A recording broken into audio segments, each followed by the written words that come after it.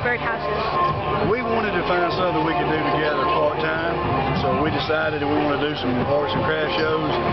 This interested us. We love birdhouses, so we just decided we'd start making it. So. Okay, what materials do you make your birdhouses out of? We use tin. We try to find old tin on old buildings, barns, sheds, and stuff. On these large ones, these doorknobs are old antique knobs and the metal back plates. These new houses now don't have that stuff, so most of this material on this birdhouse is at least 50 years old or older. So we try to recycle all the old stuff we can. Oh, thank you. Hi, I'm Sandy Acock, and what inspires me is color. I love color. I like to swim in color, bright colors.